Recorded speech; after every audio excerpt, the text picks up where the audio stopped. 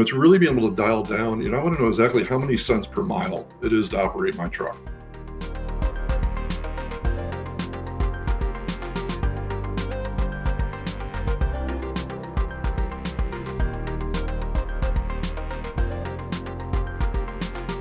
Hi, I'm Deborah Lockridge, Editor-in-Chief of Heavy Duty Trucking. More and more, it's impossible to compete and succeed in trucking without using data to keep your fleet productive and safe. And the past couple of years have brought new pain points or the resurrection of old ones, many of which can be addressed using data. So today we're going to explore some of the ways data can help you navigate some of the challenges facing fleets in this episode of Leadership Insights, which is produced by HDT's editors in partnership with our sponsor, Geotab. Before we dive in, don't forget to follow us on social media and subscribe so you don't miss an episode of Leadership Insights or HDT Talks Trucking. Today, I'm talking to Geotab's Steve White, Business Development Manager for Heavy Truck. Welcome to HDT Leadership Insights, Steve. Hi, Deborah. Good day, and pleasure for myself and Geotab to be here with you and HDT. So let's talk about some of those challenges that are facing fleets today. What are some of the big pain points that you hear from Geotab's customers? Well, we all know the past few years have been challenging, to say the least, for fleets. They've faced a myriad of different challenges, everything from just wild fuel fluctuations. The driver shortage, of course, is still not getting any better. Probably getting worse because the labor market, of course, we all hear about that every day, but continuing to shrink. Inflation, is going off the hook, and we keep hearing this horrible word of either depression or at least hyperinflation.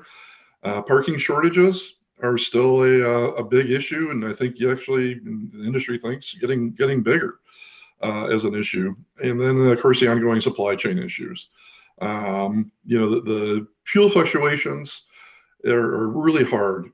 Everybody, understands, fuel surcharges and that, but when you have these wild fluctuations, it's really hard to even keep up with fuel surcharges. So that's been an issue for, the smallest of the largest fleets. The driver shortage, again, it continues to be a real issue. We're trying to bring, as many people into it as we can. There's been a lot of recruiting for female drivers. With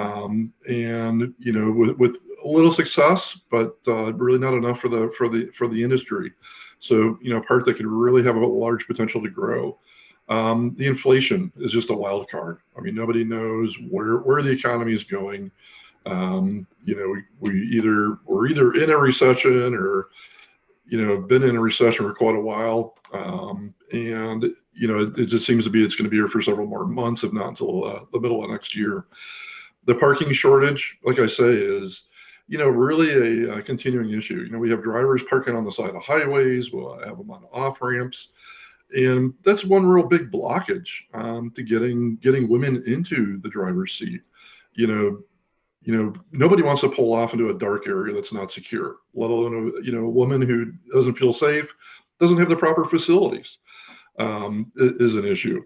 So it's things like that the industry as a whole needs to work on. And Washington, is starting to hear it and starting to react, hopefully, to those suggestions and these needs. And then the supply chain issue, last but not least, still rearing its head. We're still having massive chip shortages, and now it's turned into everything. The big problem that a lot of the truck fleets have is just getting enough trucks. Many of the OEMs, we keep hearing they're sold out until the end of next year, if not further. Getting trailers is tough. So the fleets that are either growing or needing to replace aging equipment just can't at this point.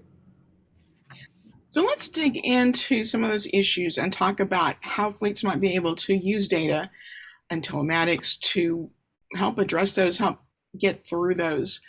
The average retail price of a gallon of diesel hit highs of nearly $6 per gallon nationwide earlier this year, or even higher in some spots. What are some ways you've seen fleets use data to help cut their fuel costs?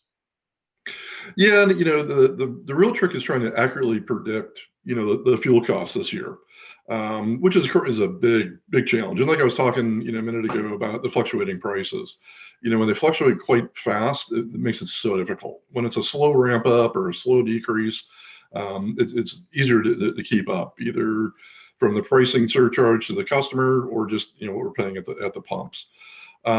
Fleets can really use a myriad of different data that's produced by their vehicles. It's just depending upon the telematics provider if that information, that data can be picked up or not, and then how it's used. One key area, these days with cutting fuel is idle reduction. We've been talking about it for years and years, but idling can contribute significantly to wasted fuel for fleets. By the fleets being able to monitor, idle trends and being able to see exactly what trucks are idling where, and being able to decrease that idling can significantly decrease their fuel consumption, and of course increase their miles per gallon.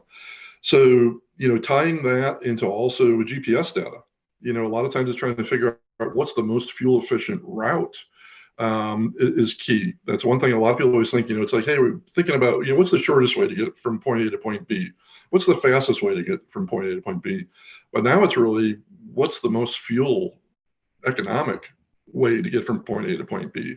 Driver training, unsafe driving habits are still just a unbelievable event out there. We see, of course, the data coming in, and we can tell instantly, if a driver's being safe or being, not safe. Being able to see, rapid acceleration, harsh cornering, speeding. Speeding is just, especially with COVID. I mean, we know how passenger cars was speeding. Trucks, same way. It's just off the hook right now still. But we really, are dialing in, what are the driver's habits to be able to monitor, not only safe driving habits, but also what are the most efficient to save fuel and to save maintenance on the trucks. Less times we're doing, large, pulls on the brakes or harsh acceleration. It's less maintenance to be needed down the road on the trucks as well. What you mentioned, we were talking earlier before the interview about diesel exhaust fluid. That a lot of fleets may not have a real good handle on actually how much they're using and how that affects their operations. How can data help them with that? Absolutely. You're reading my mind, because that was the point I was just gonna have there, is with DEF. That's one of the real principal parts that I've seen even very large fleets don't monitor. Either they're not monitoring the amount of diesel emission fluid that goes through the exhaust, and being able to combine that with, hey, my average fuel mileage is not only just diesel, but it's also the DEF, which contributes to it. DEF can comprise of anywhere from 3 to 5+% of your diesel burn. So if I'm burning 100 gallons of diesel fuel, I'm burning 3 to 5 gallons of DEF. So I really need to tie that into my overall miles per gallon. That's the cost of that truck, going down, what it's burning. The other thing is monitoring, what am I purchasing? What's sitting on my maintenance floor? What's in the back warehouse? These totes come in, 200, 500 gallon totes. Are we accounting for all that? So some real dollars that are going through that just aren't being monitored. And of course, fuel prices also contributed to the high inflation we've had this year. What are some other ways fleets can use data to discover areas where they can become more efficient and cut costs? Yeah, by fleets really being able to go in and dial into their fleet management software, their FMS systems, they really are getting connected to the vehicle data, which can really turn and help those fleets calculate actual operating expenses. It's really being able to dial down, I want to know exactly how many cents per mile it is to operate my truck, from the driver sitting behind the seat, to the fuel going in it, to the, preventive maintenance that I have to do to the vehicle, to tires, the brakes, everything. I want to be able to calculate that and boil it all down to exactly what, how many pennies or how many dollars per mile that truck is to put down the road.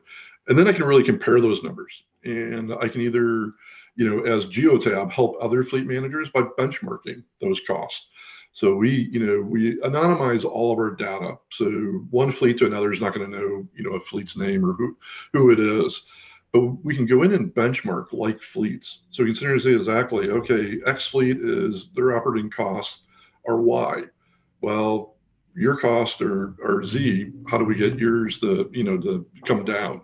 So we start looking at fuel, we start looking at maintenance, we start looking at the driver again, the behaviors, the speeding, the idling time, the obvious parts. But this way we can really go in finite detail using that data and using usable reports for people to be able to lower those costs.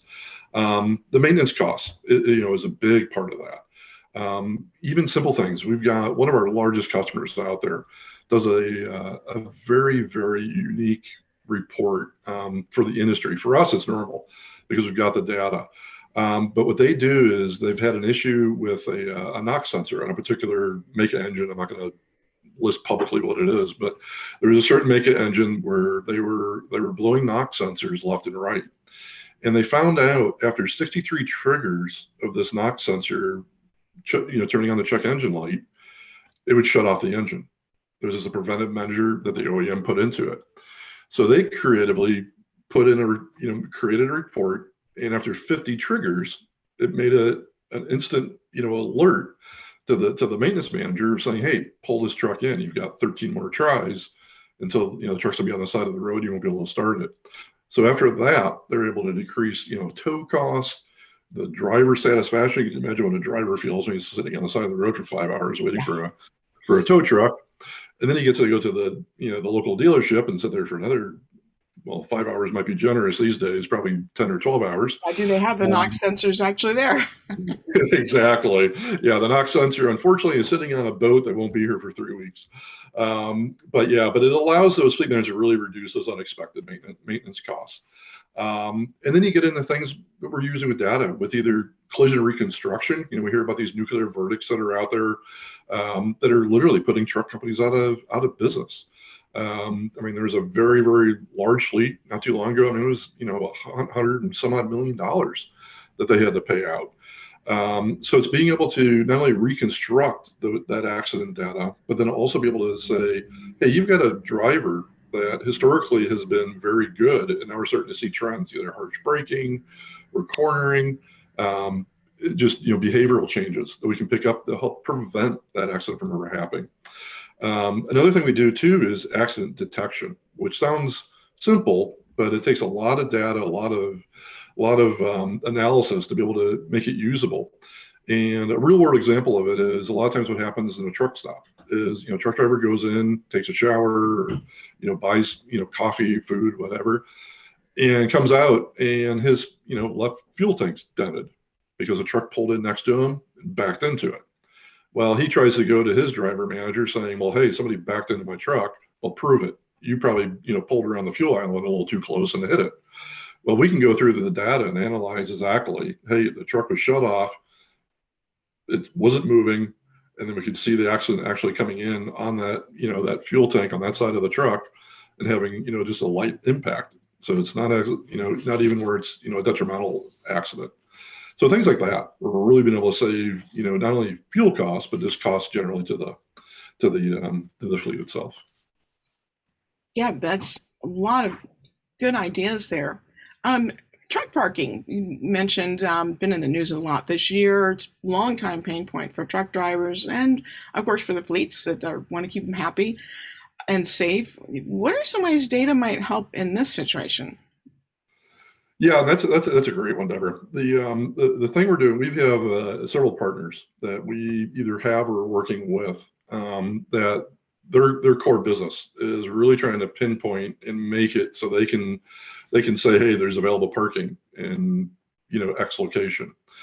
Like I was previously talking about, the other big thing too is not only trying to pinpoint these congested areas and maybe directing people to less congested areas and getting them off the highways, getting them off the entrance ramps. But it's also, like, earlier with the female truck drivers, trying to recruit truck drivers, especially for women. It's vital to have these safe, well-lit, parking areas with facilities that are catering to women. All right, great. Well, Steve, that's all we've got time for today on this episode of HDT's Leadership Insights. Thanks so much for your insights on some of these issues everybody's facing in the industry and ways we can address them. So I've been talking with Steve White with our sponsor Geotab on how fleets can use data to address the challenges they're facing them as we roll into 2023. Thanks for your insights again, Steve. My pleasure. And thank you, Deborah, again for inviting myself and Geotab to partake in this. And check out HDT's YouTube channel or your favorite podcast platform for more episodes of HDT Leadership Insights and HDT Talks Trucking.